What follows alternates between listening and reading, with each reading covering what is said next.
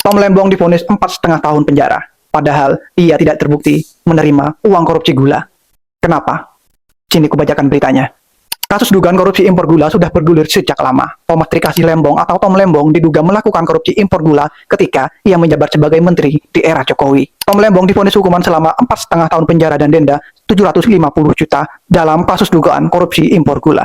Lalu kenapa Tom Lembong divonis 4,5 tahun penjara, padahal dia sendiri tidak menerima uang korupsi secara pribadi? Dilansir dari CNN Indonesia, Tom Lembong dinilai oleh Majelis Hakim Pengadilan Tipikor Jakarta tidak menerima keuntungan secara pribadi dalam kasus dugaan korupsi impor gula.